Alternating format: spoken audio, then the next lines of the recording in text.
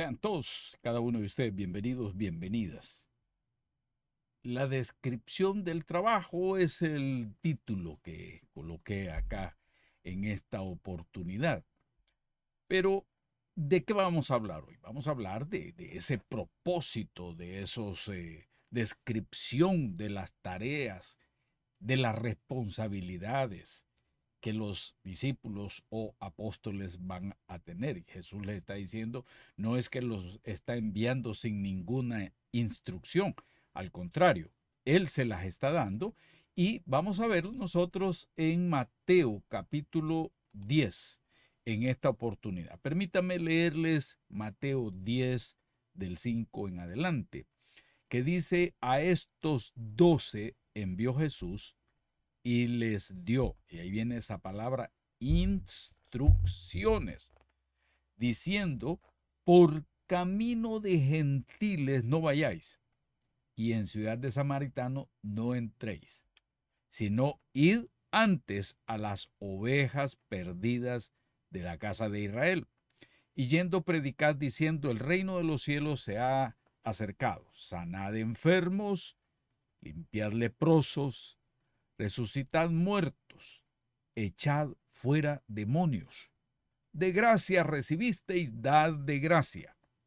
No os proveáis de oro, ni plata, ni cobre en vuestros cintos, ni de alforja para el camino, ni de dos túnicas, ni de calzado, ni de bordón, porque el obrero es digno de su alimento. Mas en cualquier ciudad o aldea donde entréis, informaos quién en ella es digno, y posad ahí hasta que salgáis. Y al entrar en la casa, saludadla. Y si la casa fuere digna, vuestra paz vendrá sobre ella. Mas si no fuere digna, vuestra paz se volverá a vosotros. Y si alguno no os recibe, ni oyere vuestras palabras, salid de aquella casa o ciudad y sacudid el polvo de vuestros pies. De cierto os digo que en el día del juicio será más tolerable el castigo para la tierra de Sodoma y de Gomorra que para aquella ciudad. Interesante, ¿no? Volviendo a la parte de ahí de atrás, donde dice, a estos 12 envió Jesús y les dio instrucciones.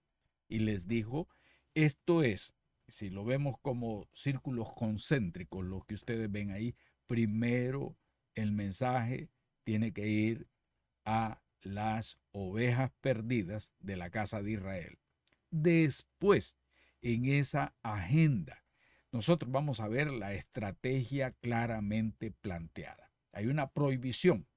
No van a ir a Samaria, no van a ir a los gentiles, pero esta prohibición ha sido temporal, porque después vemos a los apóstoles llevar el evangelio a otros lugares, a otras ciudades. Incluso al último de los apóstoles se le llama el apóstol de la gentilidad, en este caso a Pablo. Así que vemos ahí que la acción era concéntrica. Primero a las ovejas perdidas de la casa de Israel, que aunque ya conocían de la ley y conocían de las cosas de Dios, el mensaje que va para ellos es de que se arrepientan porque el reino de los cielos ha venido. Y esa fue la predicación que vemos también en Juan el Bautista. Pero donde dice ahí, yendo, predicar diciendo, están bien claras las instrucciones para los apóstoles. Se habla de salir a proclamar públicamente la obra redentora de Dios en Jesucristo y por medio de Jesucristo. Y aquí ustedes van a ver, permítanme señalarles con el láser aquí, que la palabra querigma significa proclamación, la predicación. Y más abajo vemos queruso, que también tiene que ver con proclamar, con predicar, pregonar, publicar, divulgar. Es decir, uno se convierte en un heraldo enviado, en este caso, por Jesucristo, a predicar la buena noticia, las buenas nuevas de salvación. ¿Y qué es lo que van a ir a predicar? Bueno, van a predicar en este caso el reino de los cielos. Ya anteriormente había mencionado de Juan el Bautista en Mateo 3 del 1 al 2, dice que en aquellos días vino Juan el Bautista predicando en el desierto de Judea y diciendo, arrepentíos porque el reino de los cielos se ha acercado. En la parte de abajo he colocado que el ser israelita no aseguraba la entrada al reino. Incluso se les decía a los viejos religiosos, a los fariseos, escribas y saduceos, que ni ellos entraban en el reino ni dejaban entrar a los otros. Así que el ser religioso no ha sido la garantía de que una persona podía haber entrado al reino de los cielos. A pesar de la aparente semejanza entre este mensaje y el de Jesús, presentaría un poco después la idea en Juan el Bautista de que el reino tenía que ver con algo terrenal. Por eso le manda a sus discípulos a preguntarle si era o no era el Mesías, ¿no? Y Jesús contestó, en efecto, la presencia del reino de Dios verifica la curación de los enfermos, la resurrección de los muertos y la predicación del evangelio a los pobres. Así es que el carácter del reino traído por Jesús no era terrenal, no era política, no era, literalmente no era terrenal, no tenía que ver con los poderes de Roma ni de ninguna otra nación que quería ejercer poder y dominio a través de la influencia militar. Pero se demostraba en obras que tenían que ver con la restauración integral, la restauración total del ser humano. Ahora, la presencia del reino de Dios también tenía que ver con expulsar los demonios. Y ese concepto de basilea, es decir, de reino, basilea en griego, reino, nos daba a entender que el reino se había acercado de tal manera que había una autoridad presente expulsando de la vida de las personas incluso a los demonios. En Mateo 4:23 dice, y recorrió Jesús toda Galilea enseñando en la sinagoga. Mira dónde se fue a meter Jesús. Enseñando en la sinagoga de ellos y predicando el evangelio del reino y sanando toda enfermedad y toda dolencia en el pueblo. Todo eso lo van viendo los discípulos, van aprendiéndolo los discípulos también. Y puesto que Jesús practicó la expulsión de los demonios casi desde el principio de su ministerio, queda claro que así es como se nota y se da a conocer que está presente la autoridad de Dios plenamente en Jesucristo. También vemos nosotros esa lucha posteriormente. En Juan 12:46 mismo decía, yo la luz he venido al mundo para que todo aquel que cree en mí no permanezca en tinieblas.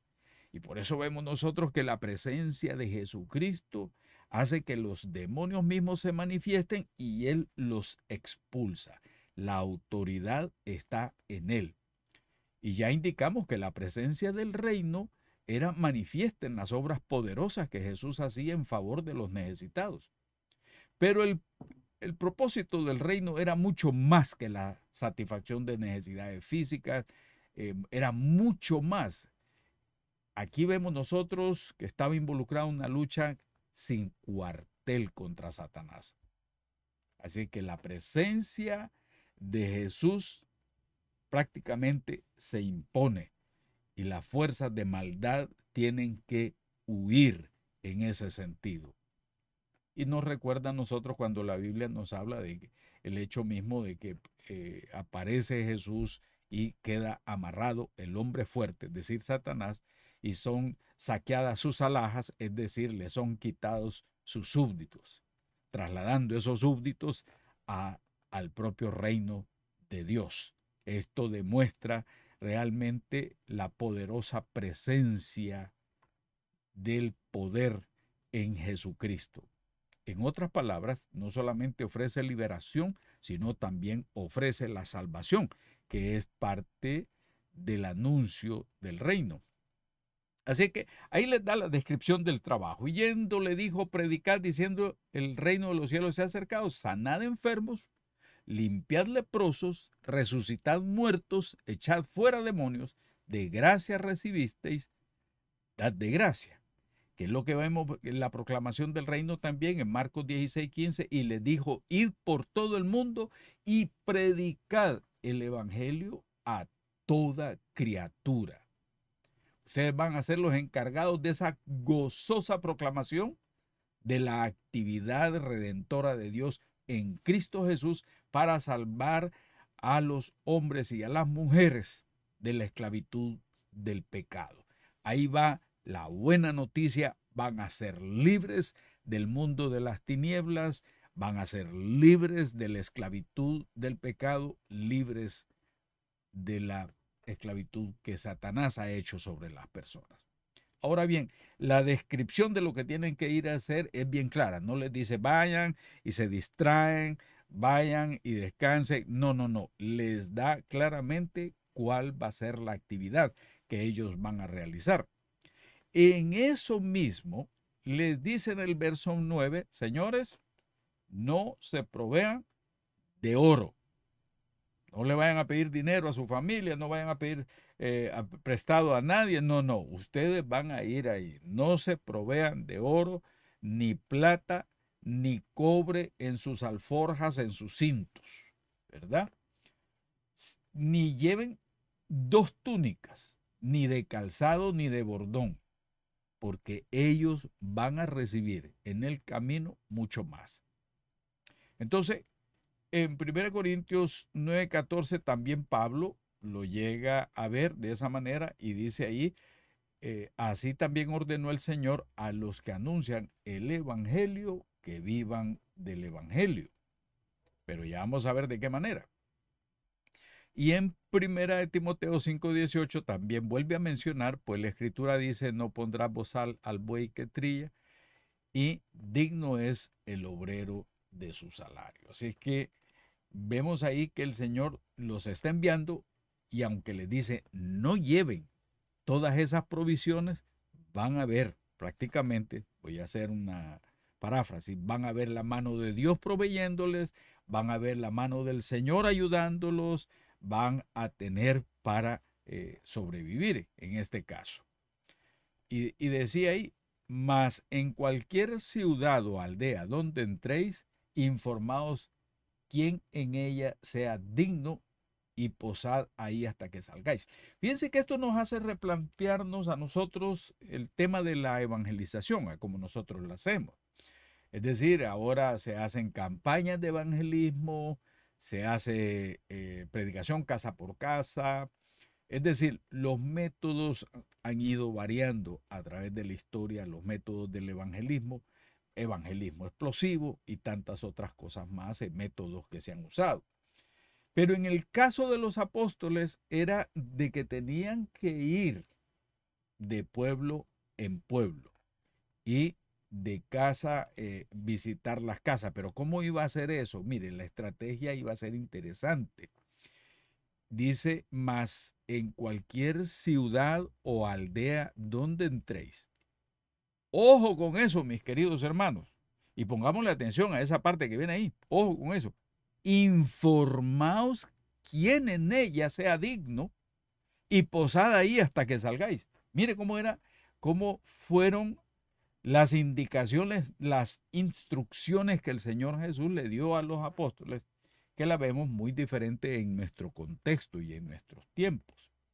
Por supuesto que entendemos que las ciudades eran más pequeñas. Muchos no tenían transporte ni una mula, ni un caballo, ni un camello, ni nada de eso. Andaban a pie, muchos de ellos. Así que tampoco existían esos hoteles que nosotros los conocemos como los conocemos nosotros ahora. Así es que había que llegar a los pueblos, a las aldeas, y ver en esos pueblos, en esas aldeas, quienes tenían la receptividad para el Evangelio de Salvación. Así que les tocaba a ellos hablar, posiblemente llegaban a la sinagoga, posiblemente eh, en algún lugar, en alguna esquina, en un lugar donde hubiera espacio para predicar, la gente llegaba ahí, escuchaban el mensaje y había dentro de ellos gente que decía, qué interesante lo que usted dijo, me gustó lo que tú dijiste, me ha tocado el corazón y de esta manera pues Jesús les dio las instrucciones de que esa era la gente con la que podían hablar.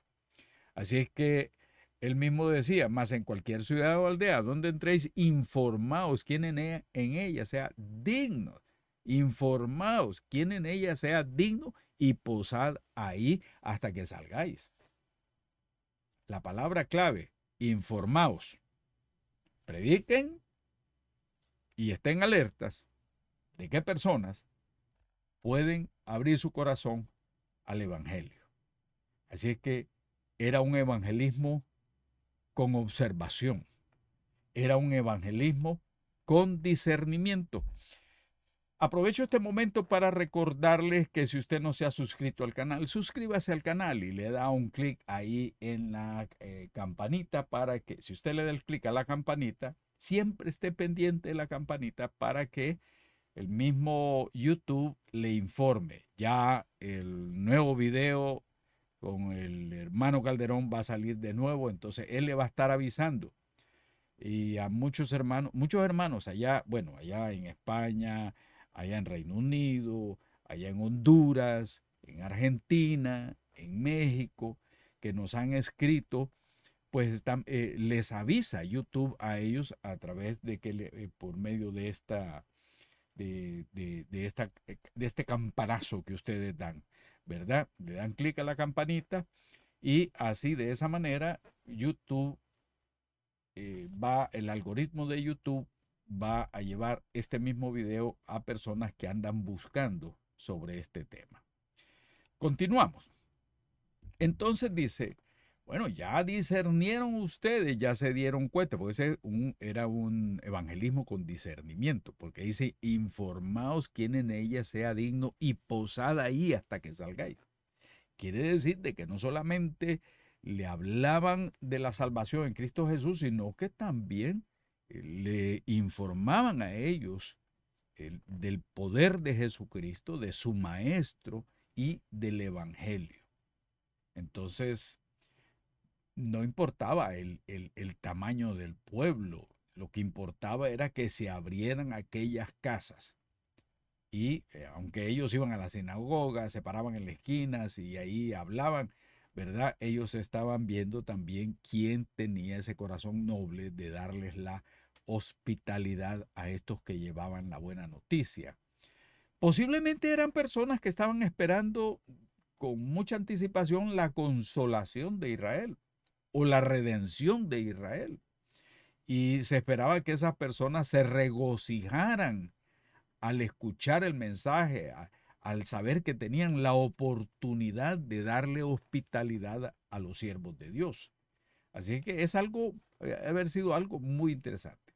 Ahora, les advierte, aquí vienen las consecuencias del rechazo al Evangelio, porque parte de su responsabilidad era no pelear con la gente que rechazaba el Evangelio, no airarse e insultarlos a la gente que rechazaba el mensaje del reino de Dios, porque Dios se iba a encargar de esas personas. Si alguno no os recibiere ni oyere vuestras palabras, salid de aquella casa, de aquella ciudad, y sacudid el polvo. Sé que ni el polvo había que llevarse de aquella casa que rechazaba el mensaje. Nosotros no nos paramos ahí en una casa donde no quieren abrir y nos vamos a sacudir los pies, pues que, como le repito, es cada situación en su contexto. Pero en aquel momento los mensajeros tenían que atravesar los pueblos, los pies sudaban, se llenaban de polvo y toda esta situación. Y a lo mejor decía, no vamos a llevarnos ni el polvo de esta casa, no queremos nada, porque le estaba anunciado que les iba a venir, de cierto os digo, que el día del juicio será más tolerable el castigo para la tierra de Sodoma y de Gomorra que para aquella ciudad. Así es que, de hecho, una vida sin Dios, una vida que rechaza al Señor, porque abraza la brujería, abraza la santería, abraza su vida pagana, una vida sin Dios ya está condenada a los sufrimientos. Incluso se ha condenado a sí misma a merced de las fuerzas espirituales de maldad. La persona que rechaza el Evangelio va a llevar una vida con situaciones difíciles en que no podrá por sí misma salir adelante. Ahora, si predicar el Evangelio fue la prioridad apostólica, ¿cuál debe ser la prioridad para nosotros como siervos de Dios? El príncipe de los predicadores, que como así se le llamaba a Charles Spurgeon, él se anticipó a su tiempo cuando él dijo con relación a la iglesia que la iglesia empezaría a alimentar, en vez de alimentar a las ovejas, muchas veces se iba a poner a divertir a las cabras. Y esto es interesante porque era como una advertencia. En vez de alimentar las ovejas, los nuevos pastores se pondrían más bien a entretener a las cabras. Esto suena fuerte, ¿verdad? Entonces muchos líderes cristianos o disque cristianos son más que todo entretiene cabras. Es un poco fuerte, diría usted, pero ya hemos visto la descripción del trabajo de los apóstoles y ahora hay una advertencia. Y una advertencia fuerte en Mateo 7:21. Dice, no todo el que me dice Señor entrará en el reino de los cielos, sino el que hace la voluntad de mi Padre que está en los cielos. Muchos me dirán en aquel día, Señor, Señor, no profetizamos en tu nombre y en tu nombre echamos fuera demonios y en tu nombre hicimos muchos milagros. Entonces les declararé, nunca os conocí, apartados de mí, hacedores de maldad. Por eso les decía, predicación con discernimiento, evangelización con discernimiento. Y aún usted que está ahí tiene que tener el discernimiento, los sentidos agudizados para reconocer entre lo bueno y lo malo. Porque fíjense que aquí hay una advertencia para todos nosotros. Quiere decir que habrá gente que va a parecer que profetiza en el nombre del Señor, e incluso va a parecer como si echara fuera demonios, porque a lo mejor algún endemoniado por ahí, el demonio hace y finge que la persona fue liberada, como que se queda quietecito por ahí, como dicen en algunos países, agazapadito, calladito, para que el predicador crea que ya lo liberó y entonces viene el predicador y se vuelve como arrogante, se vuelve como creyendo que es poseedor único del poder y a quererle sacar ventaja con el pueblo que lo está viendo, como decir, miren la personalidad que yo tengo, miren el poder que yo tengo, como muchos en ese sentido lo han hecho. Así es que la advertencia para nosotros está ahí. Ahora, ¿cuánto fue que ya se fue apartando la iglesia de esa proclamación y de sanar enfermos, limpiar leprosos, resucitar muertos y que no se proveyera ni de oro ni de plata? ¿Cuándo fue que la iglesia empezó a cambiar toda esa situación? Bueno, ahí lo vemos en pantalla, con la venta de las indulgencias, las 95 tesis de Lutero, allá por el año 1516, con el Papa León X. Necesitaba dinero para ayudar a reconstruir la Basílica de San Pedro en Roma e impulsó la venta de las indulgencias con esto estamos viendo nosotros que después vino la Reforma Protestante porque la iglesia se había apartado por muchos años y se había convertido en un juego político de cómo dominaban con los príncipes y reyes de aquellos lugares, especialmente en Europa. Entonces vemos nosotros que se degeneró y se apartaron de las instrucciones que el Señor les había dado a los discípulos. Ahora, otro ejemplo, no solamente eso, mi querido hermano.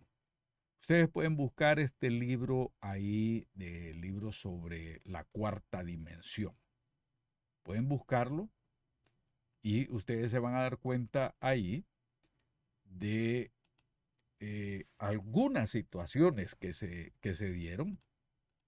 Permítame, voy a poner aquí, de esa doctrina no bíblica que se llamaba la cuarta dimensión, y eso lo hizo Paul Yonggi Cho o David Yonggi Cho, porque se cambió el nombre. Y este hombre hablaba de que había que visualizar lo que uno quería en su vida. Mira el carro que tú quieres y ora por ese carro y lo vas a llegar a tener. De hecho, en el libro menciona una bicicleta que él visualizaba y como la quería, así ora a Dios visualizando lo que tú quieres y todo eso. Toda esta situación la vemos nosotros también dentro del hinduismo y dentro del ocultismo. Pero fíjense qué curioso que esto se expandió dentro de las iglesias. Sobre esto voy a hablar en la próxima clase del jueves, que estamos hablando sobre los falsos, ¿verdad? Que salen por ahí predicando y los inventos que tienen distorsionando el Evangelio. Pues lo mismo sucedió con este. Este empezó a visualizar y a soñar y han salido una cantidad grande de predicadoras que hay que tenerles temor cuando ya yo oigo de atravesar el portal, de transportarnos por medio de los sueños, de hacer guerra espiritual por los sueños. Y todas estas cosas no tienen parte o no tienen nada que ver con la doctrina del Evangelio ni con las instrucciones que el Señor Jesús le dio a sus discípulos. Entonces el problema es cuando los predicadores se van apartando de la voluntad de Dios y comienzan a inventar. Y eso sí es un problema bien serio porque las ovejas son engañadas. Fíjense que aquí tengo yo este caso de este predicador muy famoso aquí en Estados Unidos, que tiene muchos libros y todo eso, pero todo va girando al tema de la motivación. Y podríamos afirmar que la motivación personal es ese conjunto de fuerzas, de razones, de conceptos que le meten a la gente humanistas para creer que como somos cristianos, entonces somos triunfadores. Como somos cristianos, entonces tenemos que vivir en la opulencia. Que como somos cristianos, tenemos que tener éxitos en las empresas. Y por ahí va y la gente le gusta esto. Y a este predicador lo han entrevistado varias veces y él dice que no solo muestra que no solo Jesús es el camino, sino que Dios habló en las otras religiones de diferentes maneras y que esas personas muy posible, aunque están en idolatría, posiblemente amen a Dios. Tiene un evangelio distorsionado de la realidad, pero la gente lo sigue, pero son millares, no son, no son 10 ni 100 personas, son mucho más. Entonces, ¿qué es el asunto? Que ya definitivamente evadió el mensaje de la cruz y cuando lo entrevistaron dijo que él no quería llamar a la gente al arrepentimiento ni mencionarles el pecado porque ya suficientes luchas tienen en su vida. Fíjense, les voy a mostrar un poquito sobre lo que este hombre dice aquí. Vamos a ver si se puede, si no. Ok. Porque una de las cosas que quería ver, es que tengo el láser aquí, que quería ver era que precisamente ustedes pudieran ver aquí está. Firsthand, Joel Osteen's message of empowerment and inspiration. My message is a message of hope, that God is a good God, and that no matter what we've done, No importa lo que hayas hecho, God has a great donde plan hayas for our estado, lives, and when we walk in Dios His tiene ways, planes para He'll take us nosotros. places we've never dreamed of. Hoy, vea lo que él dice ahí, Augustine preaches his own version of what's known as the prosperity el gospel. evangelio de la That God is prosperidad. a loving, forgiving God who will reward believers with health, wealth, and happiness. It's the centerpiece of every sermon. I want you to get a bigger vision. There are exciting things in your future. Hay muchas cosas excitantes para tu futuro. Tu futuro está lleno de momentos llenos de bendiciones. God has already ordained before the foundation of the world the right people, the right opportunity, time and chance for coming together for you. Why don't you get your hopes up? Why don't you start believing that no matter what you have or haven't done, that your best days are still out in front of you? Esto le gusta. Esto le fascina a la gente. Dice, puso un mensaje ahí en Twitter también, en Twitter, en X hoy, tu vida se moverá en la dirección de tus pensamientos más dominantes. Si piensas, tengo éxito, estás avanzando hacia el éxito. Si piensas, tengo el favor de Dios, estás avanzando hacia buenos descansos y conexiones divinas. Es decir, esto es totalmente otra versión, otro evangelio. No es el evangelio de Jesucristo. No llama al arrepentimiento, no menciona la cruz, no llama a la gente a cambiar y dejar la vida de pecado, sino que simplemente les ofrece una vida de éxito. Entonces, esto arrastra a la gente porque es darle a la gente lo que quiere oír. Otro ejemplo de haberse apartado de las instrucciones que el Señor le dio a los apóstoles es la teología del dominionismo.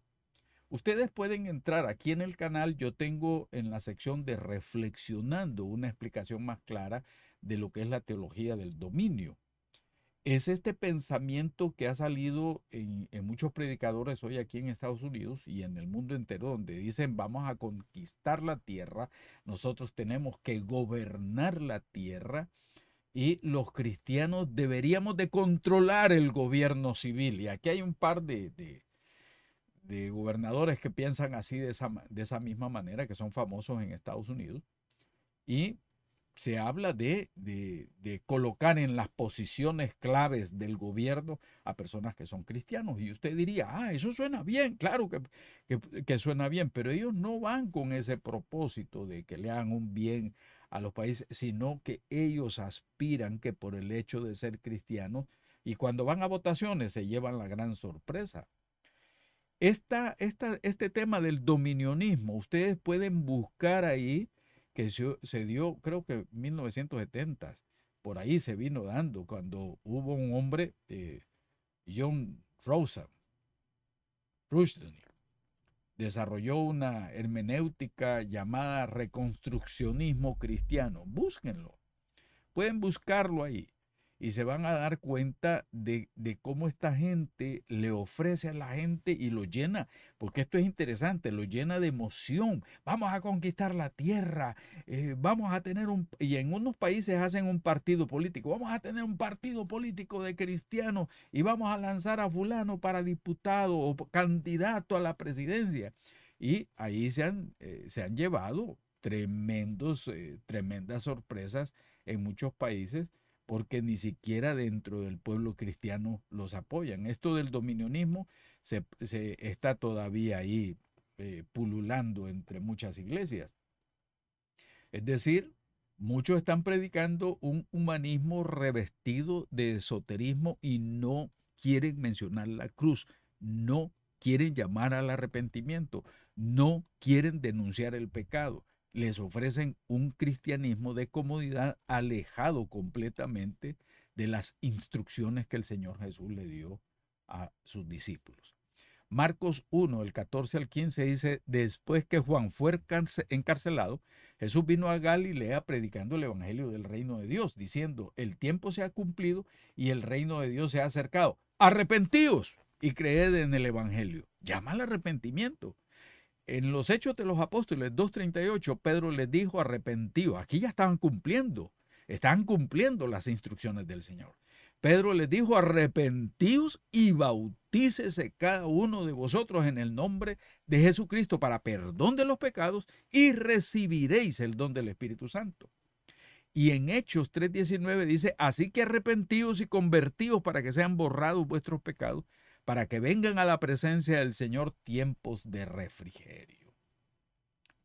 ¿Qué es lo que hay que seguir haciendo, hermanos? Hay que seguir predicando lo que dice la palabra de Dios ahí en Romanos 10:9, que si confesares con tu boca que Jesús es el Señor y creyeres en tu corazón que Dios le levantó de los muertos, serás salvo, porque con el corazón se cree para justicia, pero con la boca se confiesa para salvación. Hay que seguir predicando, hay que seguir adelante con el Evangelio, hay que confiar que Dios va a ayudarnos para llevar adelante su obra, pero tenemos que cuidarnos de no seguir estas corrientes llenas de falsedad, llenas de fantasía religiosa que se ha introducido en las iglesias a través de la radio, la televisión, el internet, es decir, por todos lados. Y es una vergüenza escuchar cómo algunos predicadores manipulan las emociones de la gente. Cada quien va a tener que dar cuenta. Por eso dice, van a aparecer, Señor, pero si en tu nombre hicimos señales. Quiere decir que la persona misma se engaña así. Se engaña a sí misma. La persona se engaña a sí misma, creyendo que porque ve ciertas cosas quiere decir que está bien, aunque esté haciendo otras cosas. Entonces, amados hermanos y hermanas, gracias por la participación de ustedes que han estado aquí colaborando en el canal. Gracias por apoyar. Ahora nos quedamos para las siguientes